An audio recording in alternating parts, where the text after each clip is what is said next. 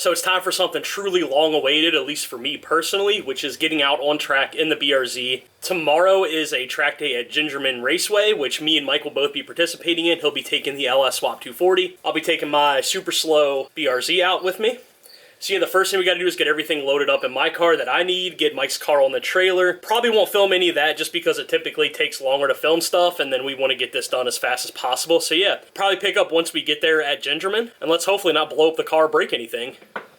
So we're officially heading out to Gingerman Speedway now.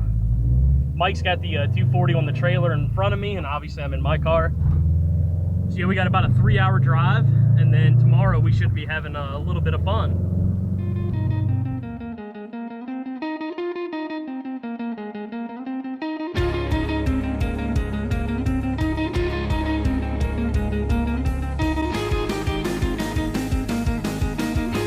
So we got everything here and unloaded, so now it's really just waiting to get set up. Right now they're running motorcycles today.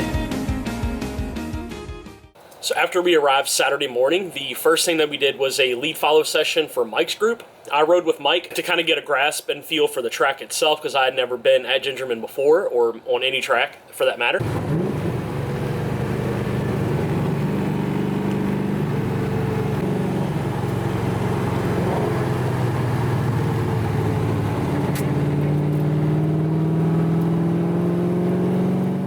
The lead follow was fun. We just kind of cruise behind an instructor and kind of take turns following them, and then you kind of break off and the next guy moves up, and etc. That way everyone gets the chance to kind of follow the line and see what's going on.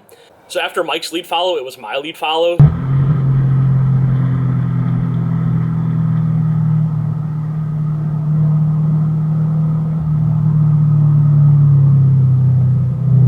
Basically, after lead follow, it would go in stages throughout the day. We would get 20-30 minute sessions of each group. So Saturday, we just kind of took turns going out. So here's the first lap at Gingerman and on track in general. The first thing I did when I got in the car was just to make sure that the OFT was displaying all the information that it could, along with the gauges that I have in the car. I have an oil temp gauge and an oil pressure gauge, just to ensure that if anything while I'm on track looks out of ordinary, I can shut it down instantly to try to avoid detonation or any true expensive damage. The last thing I really wanted to do was be on eBay Monday morning before work looking for a new motor for my car. I didn't really intend to push the car to its air quote fullest extent, but I did still give it hell throughout the day. The first session I went out, I took it very slow and just kind of really wanted to learn more about the line and the track itself while still trying to have as much fun as I could. Throughout the day, my runs definitely got progressively more and more faster and more confident in the car. So here's my first lap at Gingerman.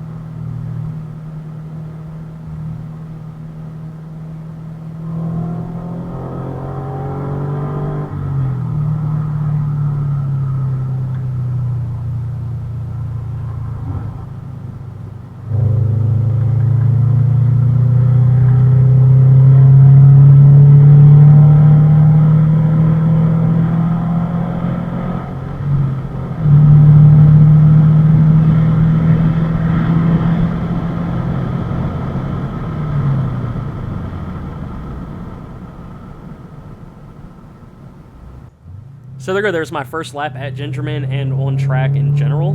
It was super slow. I didn't want to, one, risk the biscuit and, you know, blow it on my first lap ever, and two, I didn't want to blow up the car and have to borrow someone else's to get to work on Monday. But throughout the weekend, my runs definitely got progressively quicker, and I kind of pushed the car much, much harder than I did the first time out. So here's a clip of one of Mike's laps in his LS Swap 240SX.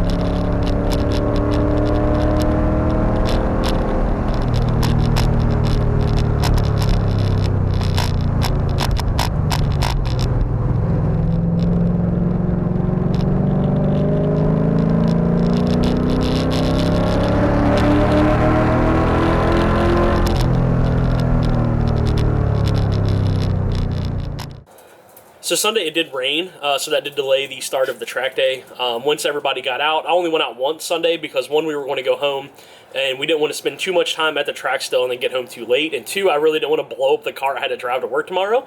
So I kind of took it a little easier. Only did one session Sunday, which was still really, really fun. Applied everything I learned Saturday to that one session and Sunday, and it felt like I was much faster than at any time that I was on Saturday, even with the track still being slightly wet. Both the cars made it back in one piece. Mike noticed a popping noise in certain turns under certain conditions, which is something we'll probably have to investigate a little further. But no real issue with either car. They're both still running and driving perfectly fine. And in one piece, so which is a big plus. So after the first track day, I did learn a lot, not only about on-track driving, but the racing line and everything like that. Definitely a great experience, something I'll be doing much more again next season, next year. So I guess look forward to shitty track content like this video was. But yeah, as always, I thank each and every single one of you for watching. And if you would like to subscribe for more mediocre content such as this, please do and take care.